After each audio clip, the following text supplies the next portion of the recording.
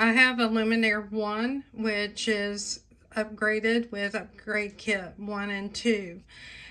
Let's go back and look at my embroidery screen. So I'll zoom back out for a moment. And I'll go to embroidery. One of the things, if you take a built-in embroidery file, and let me just take this little design here, and what I'm going to do with this design is make it a little bit larger, and then I'll also go ahead and make it an applique. If I look at the information as it is before I resize it, this would be 16,000 stitches with quite a few color changes. I don't want to have all those stitches, but I do want to keep this detail up here in the corner. So I'll choose Set, and I'll go ahead and choose Edit, and we'll resize it a bit so you can see it. By the way, when you choose this icon, it's going to recalculate the stitches. This icon just resizes it. You wouldn't want to do that more than, say, 10%. So we're going to go ahead and we're going to resize it some, and we'll choose OK. Now, if we went to embroidery, right now this is 24,000 stitches. I'll choose Return, and you'll notice I have an icon here that looks like a crown. If you don't have my connection and you don't have a ScanNCut 325 or 330, what you'll have is just the applique patch, where it creates a patch by creating an outline or a satin stitch outside of an embroidery design. With this icon, I can actually go in and create an applique.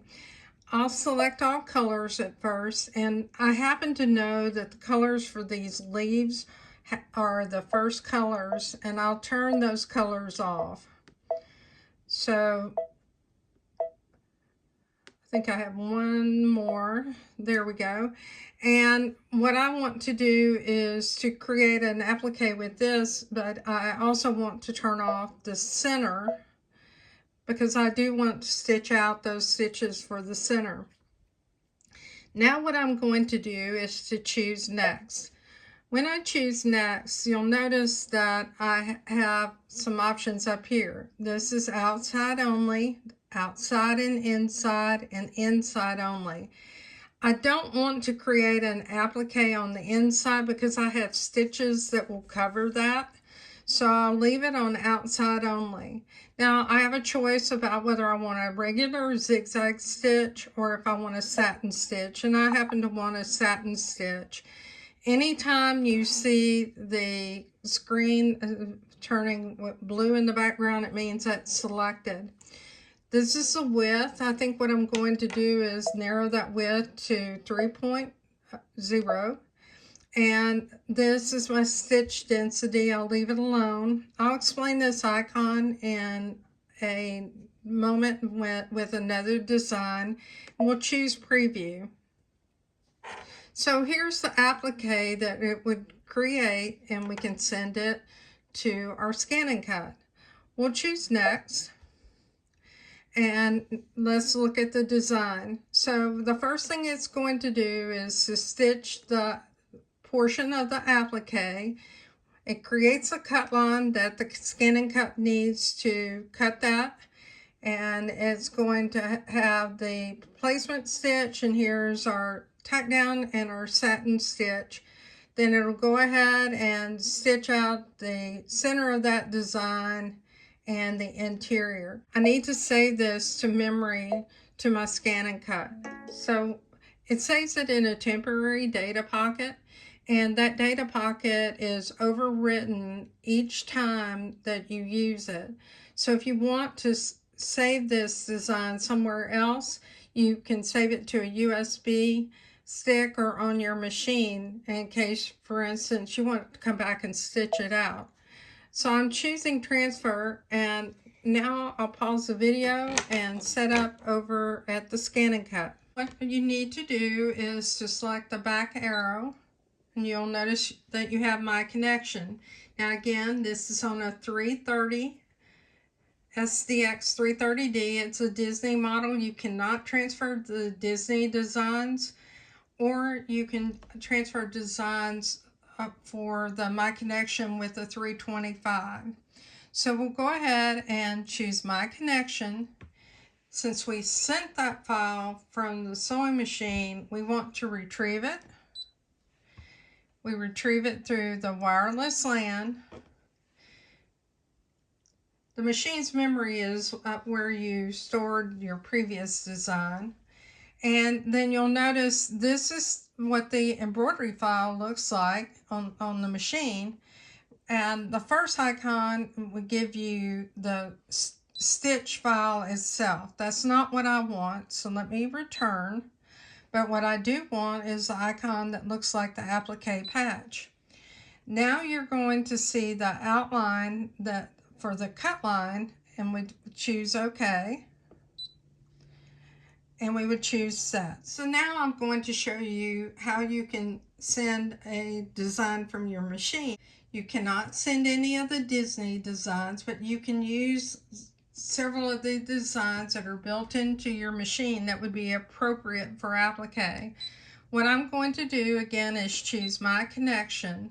In this instance, I want to send. So I'll choose Send. I'll go to Pattern, and I'll choose a design in the category that's right here that has the Taurus, the bull, and I want to select the scorpion, and I'll leave it at this size. I can resize it at my machine, and I'll choose OK. We'll go ahead and choose OK again, and we'll choose Set. Now at this point, if I wanted to create duplicates of it, I can do that here on the ScanNCut. I don't want to do that. I just want to transfer it. But I'd like to call your attention to this. This is actually the largest mat on your sewing machine. If I go into settings, you can see maximum frame, and this is basically the 10 5/8 by 16.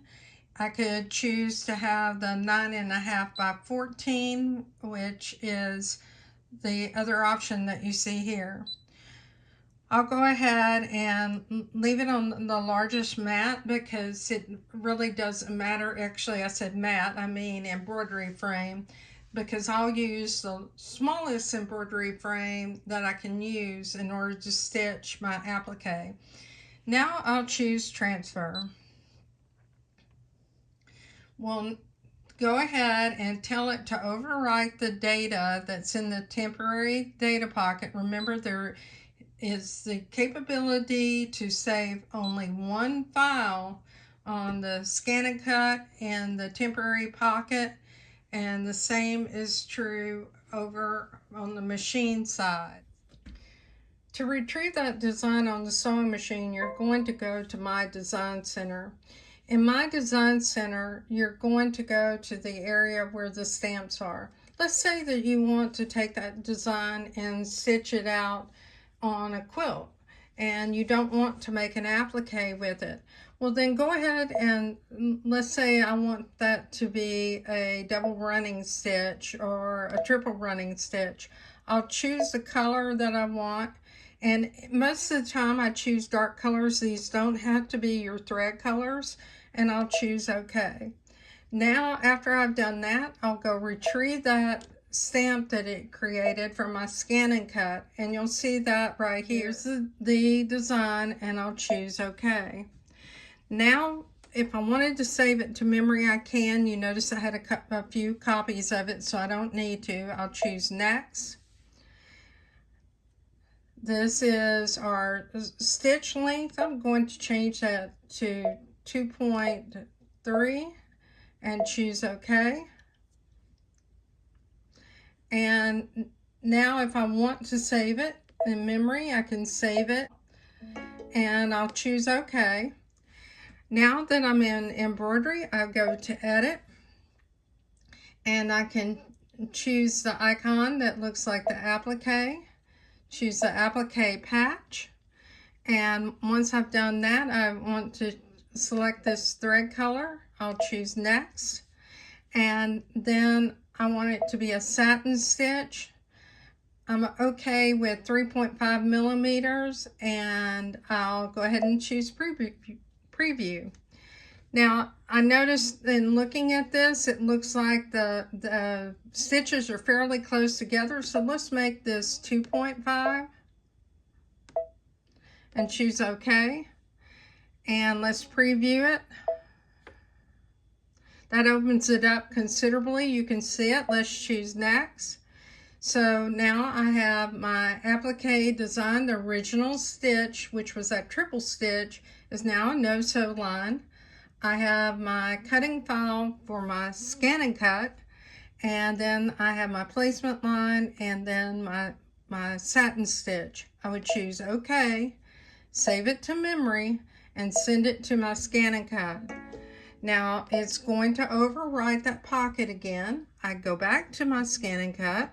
Okay, back at the ScanNCut, I go ahead and choose the back arrow, go to my connection, choose retrieve this time, choose the wireless LAN device, which is my sewing machine.